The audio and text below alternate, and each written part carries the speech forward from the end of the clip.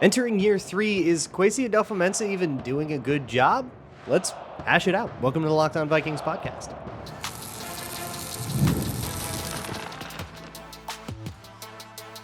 You are Locked On Vikings, your daily Minnesota Vikings podcast, part of the Locked On Podcast Network, your team every day.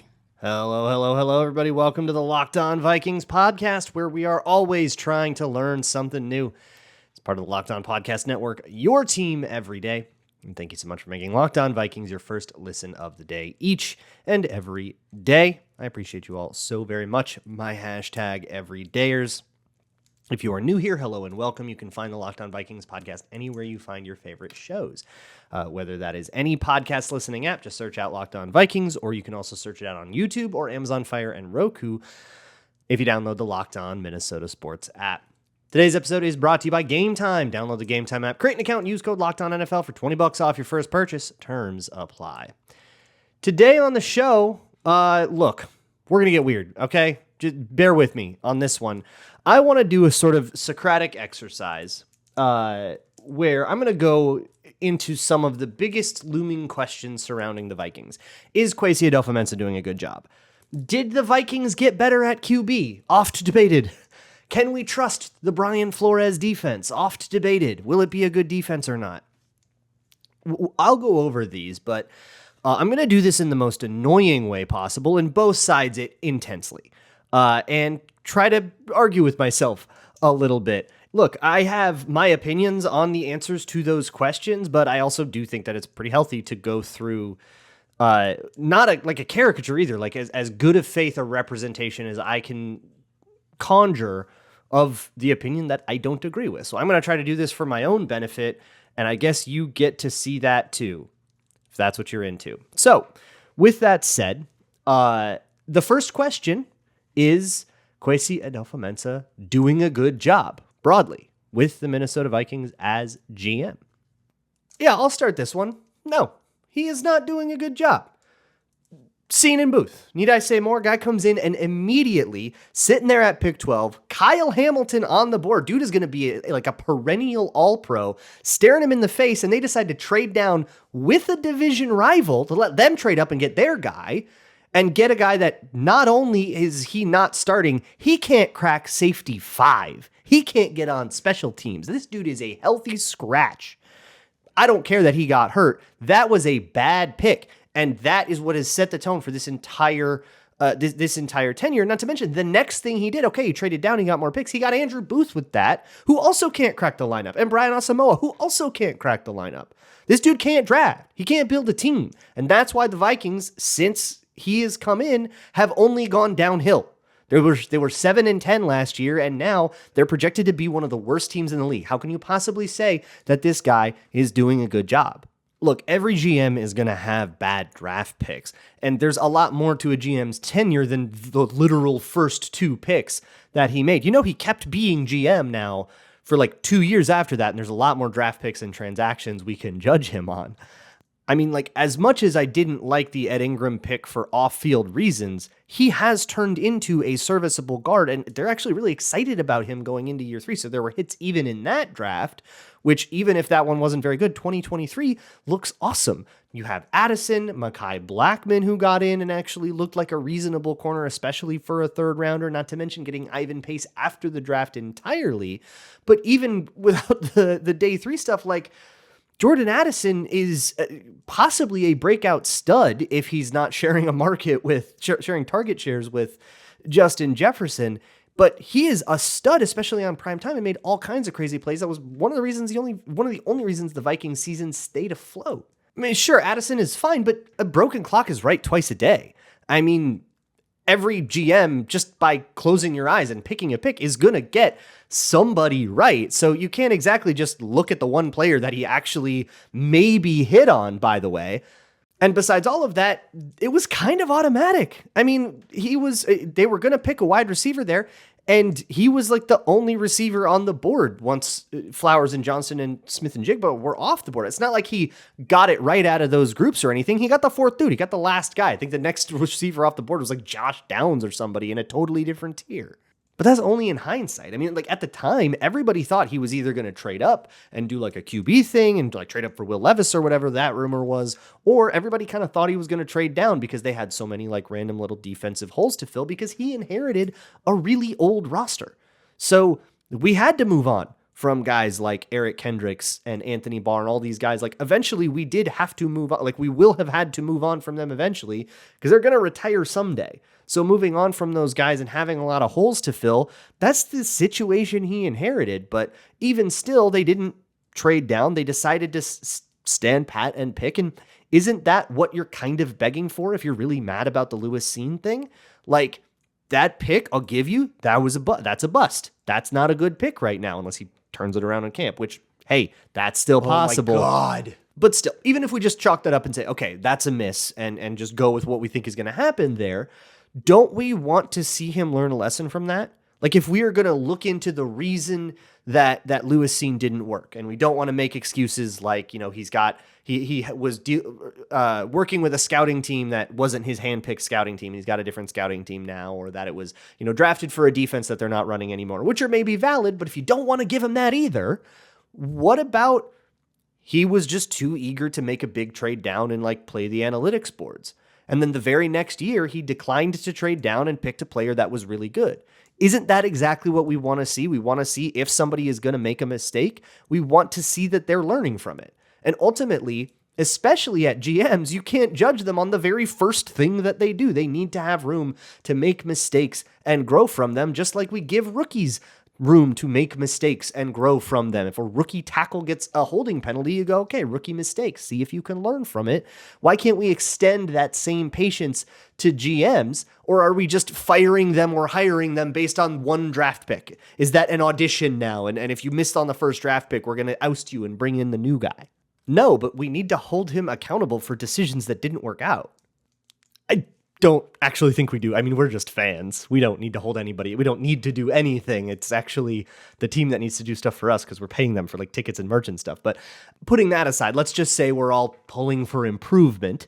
And if we are pulling for improvement, wouldn't you like to see that restraint with trades, better picks as we move on? Or put it this way, would you be happier if he started in 2022 and picked Jordan Addison and it worked out this well, and then in 2023 you had Cine and Booth, or would you be happier seeing it the other way around where the bad one happens and then you see it improve and you see an upward trajectory?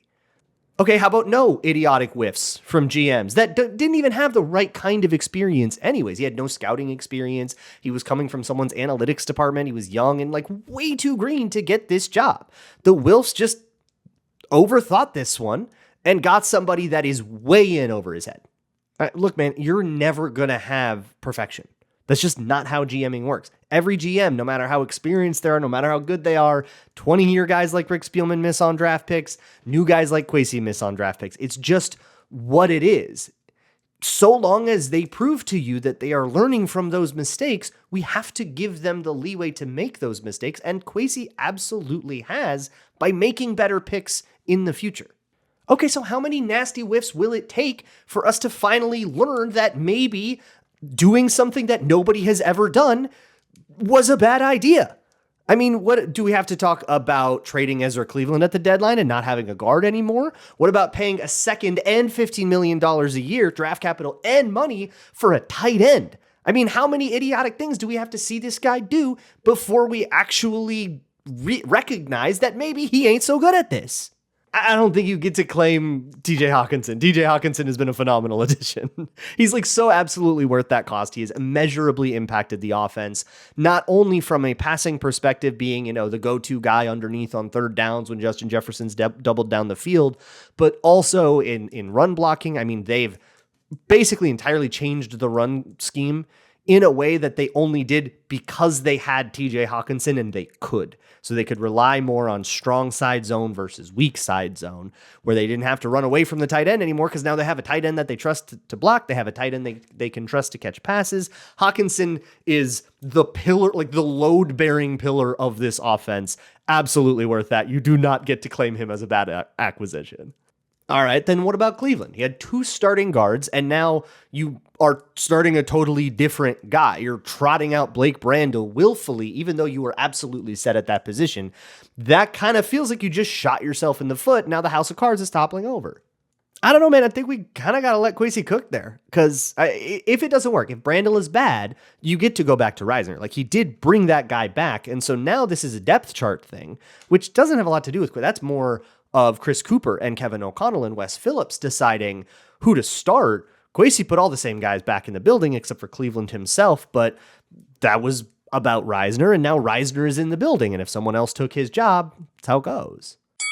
Okay, that is enough on that one. Next up, we're going to talk about the QB draft in particular, as well as how the defense is going. That'll be next.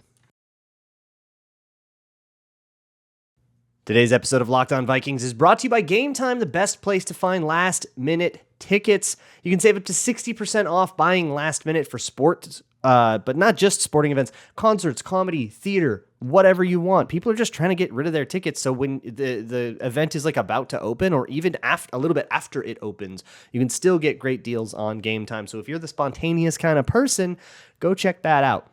Gametime's all about being upfront, too. They have all-in pricing, which is a switch you can toggle where you can see your checkout price, what you will actually pay, no hidden fees, no nothing. This is what you're actually going to pay, and you can see your seat view. You can see a panorama of it so you can make sure that you're satisfied with where you are sitting. Take the guesswork out of buying tickets with Gametime. Download the Gametime app, create an account, and use code LOCKEDONNFL for $20 off your first purchase.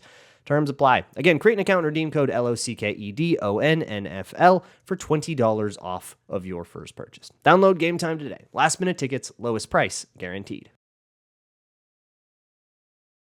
Hey, thanks a million for watching this kind of weird episode of Locked On Vikings podcast.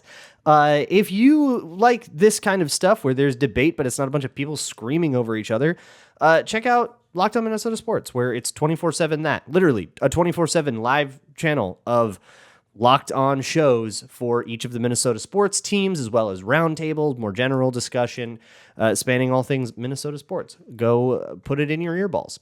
The next question for my esteemed interlocutors: did the Vikings improve at quarterback?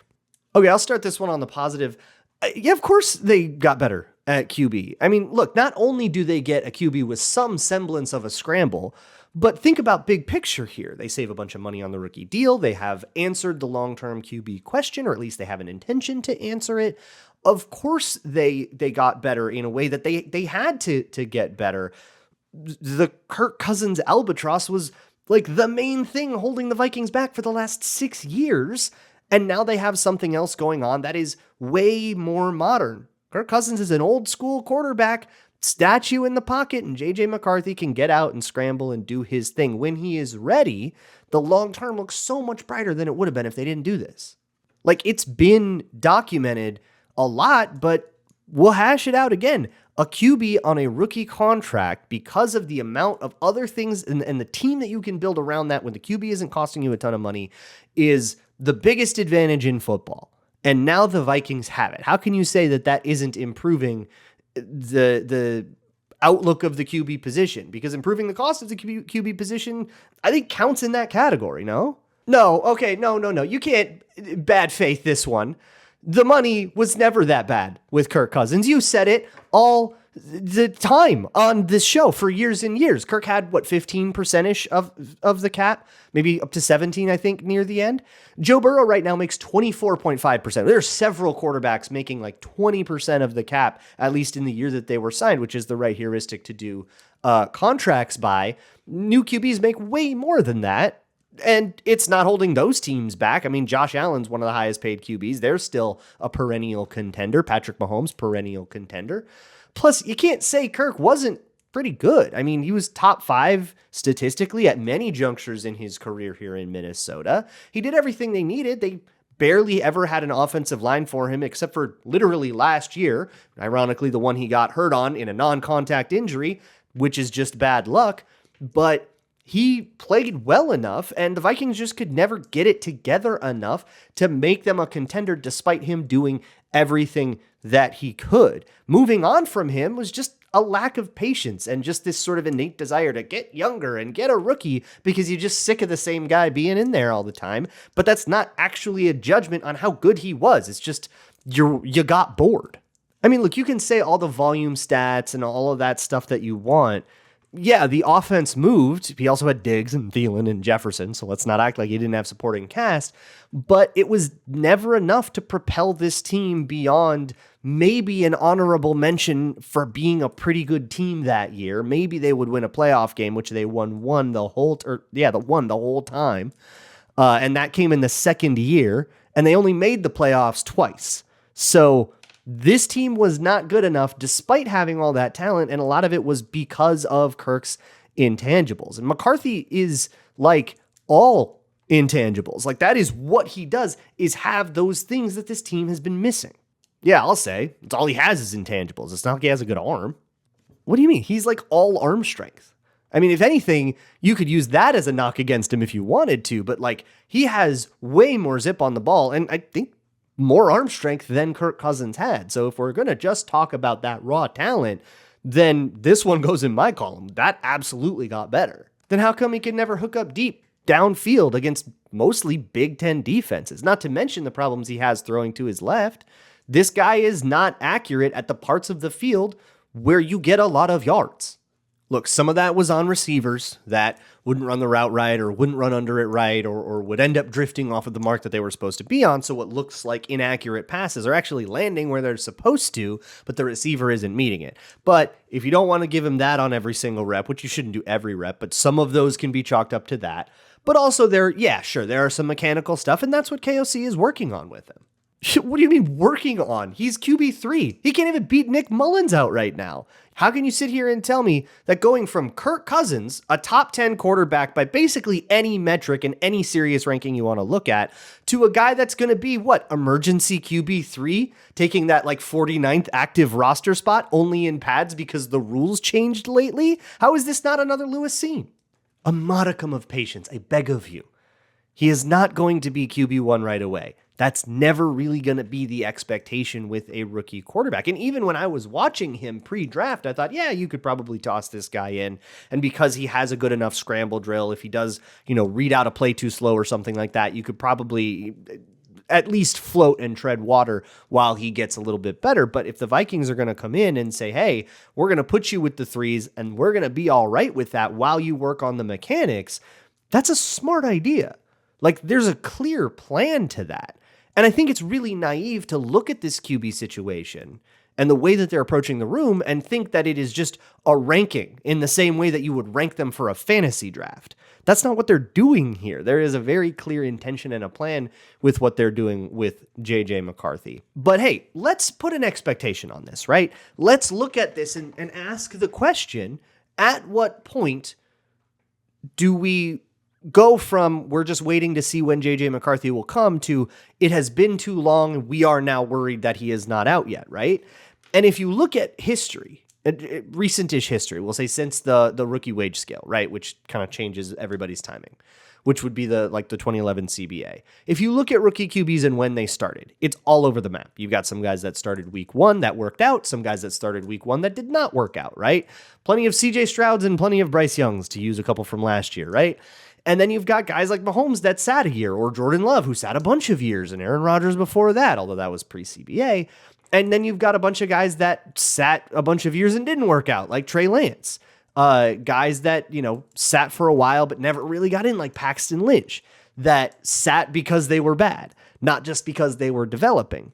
But I think once you will get through the majority of those examples after their rookie year.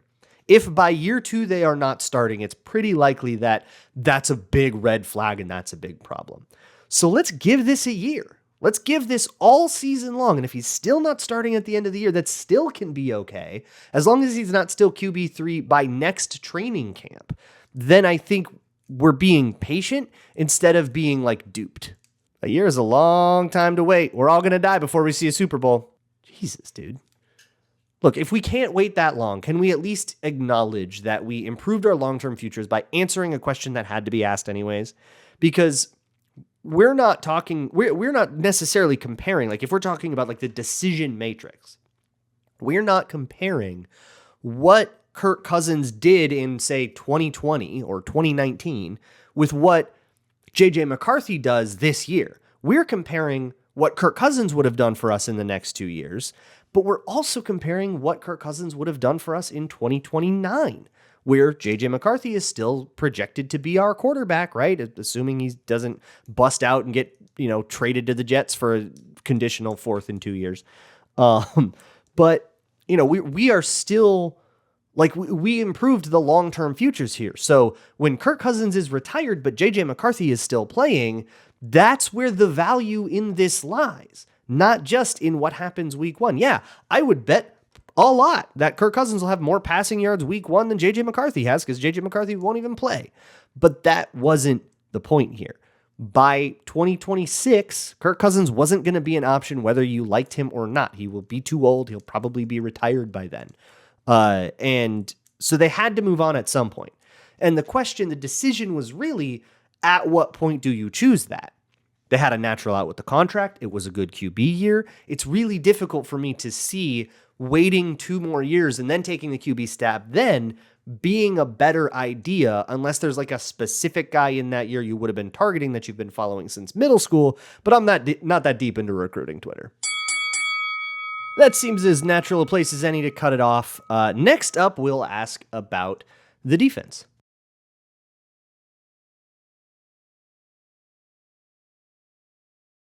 Question number 3 in this debate that is not at all inspired by the fact that there was a big presidential debate the night that I'm recording this. Is the defense trustworthy? No, we cannot trust the defense. They totally fell apart at the end of last year with everything on the line, the season on the line, and they spun their wheels at every position of need that they created by letting a bunch of players go. You lose Danielle Hunter, you get Jonathan Grenard. You have to squint real hard to even call that a lateral move. Yeah, you lose DJ Wonnum, you get Andrew Van Ginkel, you lose Jordan Hicks, you add Cashman, you add all this up, and God, you really have to stretch it to say that they got actually better on defense. Yeah, they added Dallas Turner, a rookie, but we just talked about how you can't really expect a lot from rookies right away. So if you need me to be patient about that, I'm not exactly going to look at the defense this year and think that a unit that was terrible down the stretch got better. How am I supposed to expect anything? I don't really think you're giving all those acquisitions enough credit. They spread the talent around a little bit more evenly so that you can't just double one guy and then that solves the whole defense. And everyone is genuinely really stoked on Dallas Turner. I mean, Christian Darrisaw's already raving about him going up against him, which also, by the way, implies that has been with the ones in OTAs, even though rookies are not necessarily expected to do that. So we're already ahead of that curve. And now that the whole defense doesn't have to rest on one player, it also got a little bit younger. Cashman is younger than Hicks. And in places where it didn't get younger, like with Van Ginkel, Van Ginkel's just genuinely a better player, and Jonathan Grenard's pretty underrated. So I think you need to give a little bit more credit to those players. And, of course, Dallas Turner, who, by the way, we can chalk up to another Kwesi draft win if we want to go back to that one. I'll see now who's jumping to conclusions. All right, that's fair. But regardless, don't you trust Brian Flores to cook with all of these new pieces and more pieces that he handpicked instead of inherited from the Donatel year? Should I? I mean, is his code not totally cracked? Did we not see Zach Taylor do that last year? And then Ben Johnson took the same stuff. LaFleur took the same stuff. I mean, there's a reason that defense was second to last in EPA per play over the last 4 games of the season, which included the first 3 quarters of that Bengals game where I think they shut him out or had him to 3 scores or something like that. That includes all of that. And then they fell apart so hard that there was only one team in the whole league that was worse than them in December and January. And the 5 games before that stretch, they were the second best in EPA per play. So, let's really look at that. What do we make of that? Do we just pick the one that matches with our affirmative or our negative or whatever, outfit I happen to be wearing in this one? Or do we look at that and say, okay, there were ups and there were downs and try to figure out how we can synthesize that into an actual expectation rather than just picking the one we already agreed with and saying, well, that's the real Vikings. I don't think that's a great way for either of us to approach that. I'm not choosing to believe in Flores because he was unassailable every single game. He wasn't. But that's kind of fair. It was a new defense. They worked out the kinks in the first few games because that was a totally new idea and you didn't really play test it in the preseason, right? That would tip your whole hand. So yeah, you kind of needed a little bit of a warm-up period, a testing period, a beta test, if you will. And maybe that whole season was a beta test, but they figured out something that worked really, really, really well. And even though it fell apart at the end, that's the cycle that innovation goes through. You have a little bit of success, and then the other team figures it out. You've got to adjust. You got to figure out what that adjustment's going to be. We have to let him go through this process. And who else do we trust to go through such a process than Brian Flores? Can't we rest a little bit of hope on him figuring out something again, just like he did last year? Unless you think Lightning's just going to strike twice on that one? I mean, that kind of implies that he just got lucky, but was it really luck? No, it was aggression. He'll still be aggressive. He's Brian Flores. So if the question is, do we expect that to repeat itself? Yes, absolutely. And then it's down to how the other team responds to those blitzes and whether or not we can kind of figure out how to punish those responses, and that's going to be the cat and mouse game. But I mean, like last year, basically every young quarterback that walked into a Vikings game walked out with their worst game of the season. He put young quarterbacks, especially those that process things a little bit slowly and struggled with the blitz, in absolute hell all year long. Who's to say that he won't do that again? I'll give you the thing about young QBs, but they're only going to face 6 quarterbacks on their rookie contracts. 6 quarterbacks, I guess I would call quote unquote young QBs. And some of those guys are like Brock Purdy and CJ Stroud, who have already sort of proven to be very challenging quarterbacks to play. You don't get Bryce Young a lot next year. Yeah, you get a couple against the Bears and their rookie quarterback, but he's also dynamic and exciting. So I don't know if that, we're going to, make all the young QBs sweat really comes into play a lot. They've got a lot more games against the Matt Stafford types of the world than they do against guys like Aiden O'Connell. Yeah, well, maybe with the threat of a real pass rush because of all these new players that doesn't hinge on one singular person or just like blitzing and trying to get unblocked guys, maybe we won't have to blitz as much. Okay, well, neither of us actually want that. Yeah, I agree with that. All right, well, that'll do it for this episode of the Locked On Vikings podcast. Here's the thing. If you like this kind of format, please let me know, because I can do it for other stuff. Maybe even do it like in the season in more specific issues that aren't quite as like broad and overreaching and stuff. If you want to see more like this, you know how to let me know, either YouTube comments or whatever. Next week is going to be a little weird, just so you know. Next week, I will be out of town on a trip that I take every year. And I will pre-record all the podcasts again. I don't think we're going to miss any news. We're not like waiting with bated breath for a Justin Jefferson extension anymore. So not going to worry about any of that, but I am going to give you a series. And it's actually something I'm really, really excited about. So we didn't do an Everyman series today. To be honest, I just kind of wasn't feeling it. But we do have some Everyman series left to do. I'm not going to do any of that next week because we're going to do something else involving playbooks and scheme and stuff and trying to do like a crash course on the Vikings playbook, or at least as much as I know about it, in I think more detail than I've gone into in the past. So I'm really excited for that. I have some really cool plans. That's going to be very fun. And then after I'm back, after next week, we will go back to the normal thing, which will be finishing up the Everyman series. And then we're actually kind of going to be on the cusp of training camp. So we've got all that to look forward to as well. I'll see y'all for that. And as always, Skol.